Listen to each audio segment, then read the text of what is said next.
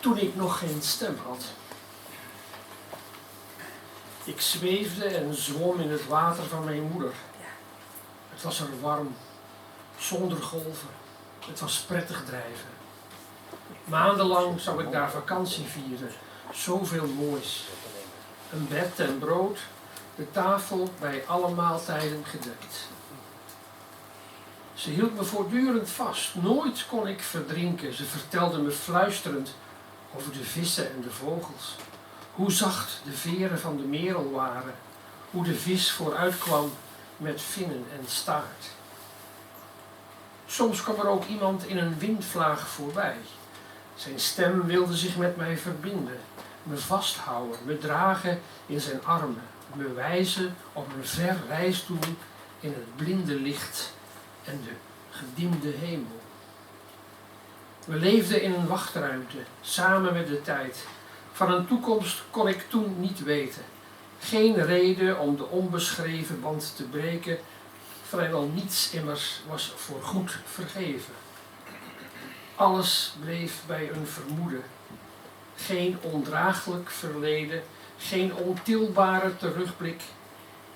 Loslaten is levenslang lastig. Had men mij maar iets gevraagd, maar mijn mond was nog niet gestemd. Begrafenis. Als ik verdrietig ben, wil ik alleen maar bloemen fotograferen. Bijvoorbeeld voor iemand die huizen verderop aan het sterven is. Strakke blik in haar ogen, scheef haar mond, wat dunne lippen. Voor haar wil ik het wel doen, als enige troost voor mezelf. Dan leg ik mijn teerste hand in het licht, het blauwe kleed op tafel. Geen vrolijk beeld, zelfs enigszins bewogen. Een fanfare komt swingend langs, maakt de mensen opgewekt. Ze zwaaien en wachten soms lachend op de rouwstoet.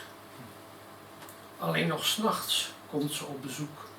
Een bloem in de hand met rouge op de wang.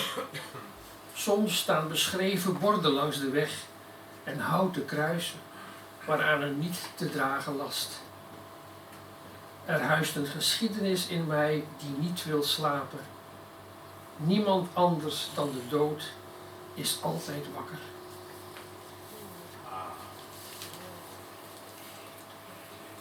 Vergankelijk. Soms is een weiland ook maar een weiland. Eerst sta je er middenin in volle glorie, dan verga je tot een mager karkas. Je was zo mooi, maar nu ga je rotten en stinken. Prachtig wordt het pas als je in een bloembed ligt. Kleuren overal, vooral de dieprode springen eruit. Langzaam ben je afgepeld, laag voor laag. Je hongert jezelf uit, zonder op het landschap te letten. Voor je het weet, ben je in een sneeuwstorm beland.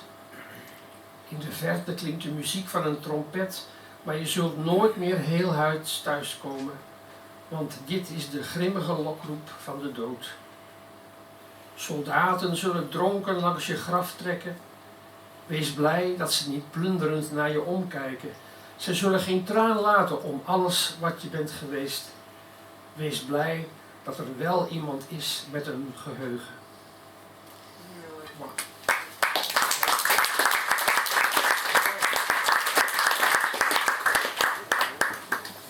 Dankjewel, Luc en Hartog.